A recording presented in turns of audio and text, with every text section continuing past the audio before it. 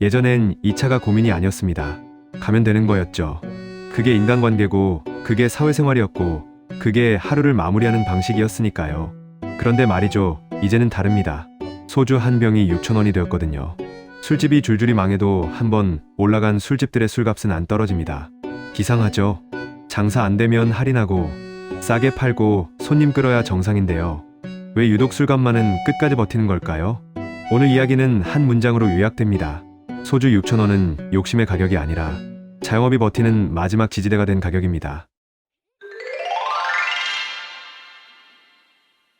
요즘 골목 가게들 앞 지나가면 느낌 오시죠? 간판불은 켜져 있는데 안에 사람이 없습니다. 금요일 저녁인데도 빈 테이블이 보이고 사장님은 주방보다 휴대폰을 더 오래 보십니다. 배달 주문 알림을 기다리거나 내일 가게 문을 열지 말지 계산하고 있는 거죠. 그런데 그 와중에도 메뉴판은 이렇게 말합니다. 소주 6,000원, 맥주 7,000원, 하이볼 9,000원. 사람들은 속으로 중얼거립니다.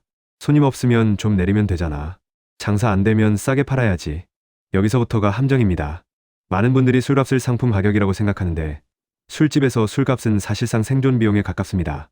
먼저 우리가 같은 물건을 어디에서 얼마에 사는지 떠올려 볼게요. 편의점이나 마트에서 소주는 훨씬 싸죠.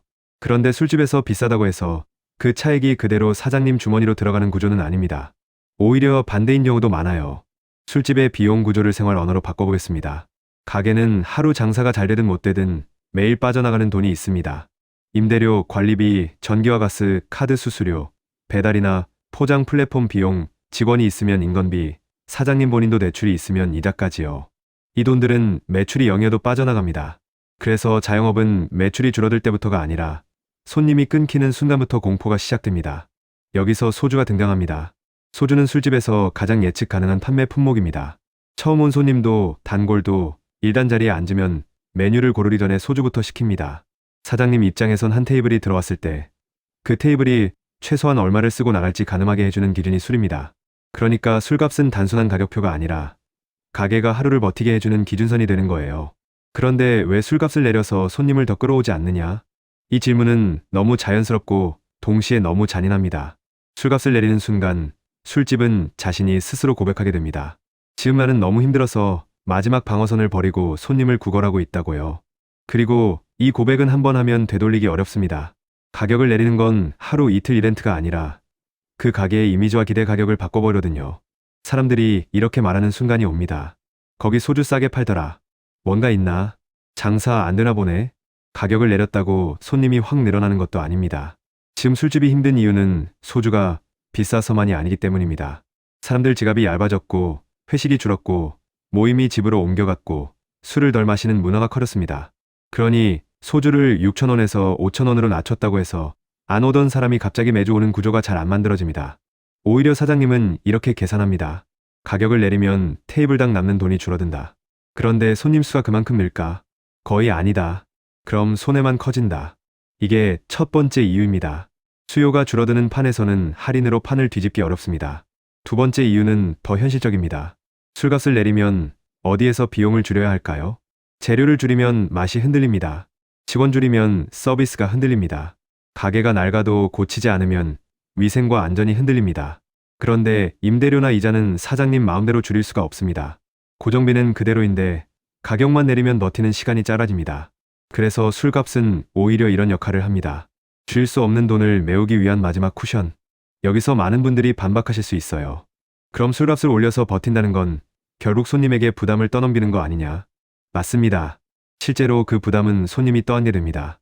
하지만 이건 누가 나쁘다의 문제가 아니라 구조가 사람을 그렇게 움직이게 만드는 문제입니다. 세 번째 이유는 유통과 세금의 성격입니다. 순 재료만 있는 상품이 아닙니다. 제조 단계에서 붙는 세금과 유통 단계의 비용이 엮여 있고 유통망도 일반 식재료와 다르게 움직입니다. 그래서 출고가가 조금만 움직여도 최종 가격은 생각보다 잘 내려오지 않습니다. 더 중요한 건 내려오는 방식이 있습니다. 출고가가 내려가도 이미 오른 임대료와 인건비와 공과금은 내려가지 않습니다. 즉 술의 원가가 조금 내려가더라도 가게가 체감하는 전체 비용은 내려오지 않으니 가격을 내릴 이유가 약해집니다. 네 번째 이유는 심리와 관성입니다. 가격은 숫자가 아니라 기억입니다. 사람들은 소주를 4,000원에 먹던 시절의 기억이 있고 5,000원에 익숙해지던 시절이 있고 이제 6,000원이 표준이 된 순간이 있습니다. 표준이 되는 순간 가격은 경직됩니다. 왜냐하면 그 가격이 시장의 암묵적 합의가 되어버리니까요. 한 가게가 혼자만 5,000원으로 내리면 손님은 잠깐 몰릴 수 있습니다. 하지만 주변 가게들은 그 가게를 미워합니다. 가격 경쟁이 시작되면 동네 전체가 같이 망할 수 있기 때문입니다. 결국 가격은 내려오기보다 가게가 사라지는 방식으로 조정됩니다. 이게 진짜 무섭습니다. 가격이 내려서 소비자가 살고 가게가 버티는 시나리오가 아니라 가격은 그대로인데 가게가 먼저 떨어져 나가는 시나리오. 그래서 우리는 이런 장면을 자주 봅니다. 단골이 많던 술집이 어느 날 문을 닫습니다. 그리고 그 자리엔 더 비싼 가게가 들어오거나 아예 공실로 남습니다. 여기서 다섯 번째 이유가 나옵니다. 술집의 상대는 옆 가게가 아니라 질입니다. 집에서 마시는 술은 훨씬 싸고 편하고 눈치가 없습니다. 그래서 술집은 술값을 내리기보다 경험을 팔려고 합니다. 분위기, 안주, 음악, 사람을 만나는 감각. 그런데 경험을 팔려면 비용이 더 듭니다. 인테리어, 조명, 스피커, 냄새, 청결, 직원의 응대.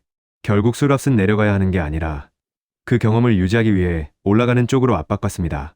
이쯤에서 댓글 반응이 딱 갈립니다. 댓글엔 이런 말이 많아요. 소주 6,000원이 말이 되냐? 안주까지 시키면 1인당 3만 원은 든방이다. 이젠 술집 갈 이유가 없다. 반대로 이런 말도 있죠. 임대료랑 인건비가 얼만데 소주를 어떻게 4,000원에 파냐? 자영업자도 먹고 살아야 한다. 안 오르면 누가 버티냐? 그리고 가장 많이 보이는 한 줄이 있습니다. 비싸서 안 가는 게 아니라 가도 예전만큼 즐겁지 않다. 이 문장이 핵심입니다. 지금 술집 시장의 위기는 가격의 위기면서 동시에 가치의 위기입니다. 가격은 올랐는데 내가 받는 만족은 그대로거나 줄었다. 그러면 소비자는 끊습니다. 그런데 가게도 억울합니다. 만족을 올리고 싶어도 올리는데 필요한 비용이 너무 비쌉니다. 그래서 둘 다 동시에 갇힙니다. 손님은 비싸서 떠나고 사장님은 내릴 수 없어서 버팁니다. 실제 사례를 하나 그려볼게요. 서울 외곽의 한 동네에 있는 작은 실내 포차입니다. 원래는 저녁 7시만 되면 자리가 꽉 차서 사장님이 죄송하다고 말하던 집이었어요. 그런데 요즘은 9시가 넘어도 반이 비어 있습니다. 예약은 거의 사라졌고 대신 조용히 들어왔다가 조용히 나가는 손님이 늘었습니다. 사장님은 소주를 6,000원으로 올렸습니다. 올리기 전엔 5,000원이었는데요. 손님이 항의할까봐 겁났지만 오히려 손님은 이렇게 말합니다. 네, 요즘 다 그렇죠. 그리고 그 다음 주부터 달라집니다. 예전엔 소주 3병, 4병 가던 테이블이 이제 2병에서 멈춥니다. 술값이 올라서가 아니라 오늘은 적당히 마시자는 분위기가 이미 만들어져 있어서요. 사장님은 고민합니다. 그럼 다시 5,000원으로 내릴까? 그런데 내려도 술을 더 마시지 않는다는 걸 이미 알고 있습니다. 술 덜 마시는 흐름이 가격보다 강하니까요. 결국 사장님은 술값을 내리지 않고 안주를 조금 더 신경 씁니다. 하지만 재료비가 올라서 양을 늘리기도 어렵습니다. 그래서 선택하는 길이 이상해집니다. 안주 가격을 올리면 반발이 크니 술에서 조금 더 받아서 고정비를 메워보자. 여기서 다시 원점으로 돌아옵니다. 술값은 내려가야 하는데 내려가지 않는 이유. 왜냐하면 술값이 내려가면 가게가 무너지는 속도가 빨라지기 때문입니다. 그럼 이 구조에서 누가 이기고 누가 지는가? 당장은 소비자가 지는 것처럼 보입니다. 같은 소주가 더 비싸니까요. 하지만 길게 보면 자영업자도 지는 게임입니다. 가격을 올려서 버티는 동안 손님은 더 멀어지고 시장은 더 작아집니다. 결국 남는 건 가격이 아니라 폐업의 기록입니다. 그렇다면 해결책은 뭐냐? 여기부터는 단순한 소주 가격 이야기가 아니라 자영업의 체력을 키우는 이야기로 넘어갑니다. 술값을 내일에 만들려면 술집이 술에 기대지 않아도 되는 구조가 필요합니다. 임대료가 숨통을 틔워줘야 하고 카드와 플랫폼 비용이 과도하게 쌓이지 않아야 하고 야간 노동의 부담이 한쪽으로만 몰리지 않아야 합니다. 그리고 소비자 입장에서도 술집을 찾는 이유가 가격 하나로만 설명되지 않게 경험의 가치가 다시 만들어져야 합니다. 지금은 둘 다 어렵습니다. 그래서 시장은 더 냉정해집니다. 가격이 내려오지 않는 대신 살아남는 가게만 남습니다. 살아남는 가게는 대개 두 종류입니다. 한쪽은 정말 강한 단골을 가진 곳, 다른 한쪽은 새로운 경험을 파는 곳입니다. 그 사이에 끼어있는 평범한 술집이 가장 힘듭니다. 우리가 흔히 가던 동네 술집, 퇴근길에 들르던 그 집들이요. 그래서 소주 6,000원은 단순한 물가 뉴스가 아닙니다. 이건 우리 생활의 중간 가격대가 무너지는 신호입니다. 너무 싸면 못 버티고 조금만 비싸면 손님이 끊기는 구간. 그 중간이 얇아지고 있습니다. 이 중간이 얇아지면 어떤 일이 벌어지냐? 사람들은 아예 집으로 가거나 아주 가끔 큰돈 쓰는 자리만 남깁니다. 그러면 일상적인 외식과 술자리 문화가 사라지고 그 문화에 기대어 돌아가던 동네 경제가 같이 약해집니다. 배달만 남고 포장만 남고 가게는 점점 쇼룸처럼 변합니다. 사람이 모이는 곳이 사라지면 상권은 숫자로만 존재하는 공간이 됩니다. 그래서 오늘의 결론은 씁쓸합니다. 술집이 몰락하는데도 술값이 안 내려가는 건 시장이 합리적이어서가 아니라 시장이 이미 불안정해졌다는 증거입니다. 당신이 요즘 안 가게 된 술집 하나쯤 떠오르시죠? 그 안 가게 된 이유가 단순히 1,000원 때문인지 아니면 내 생활의 리듬이 바뀐 건지 한 번만 곱씹어 보시면 좋겠습니다. 우리가 가난해진 걸까요? 아니면 다르게 살기 시작한 걸까요?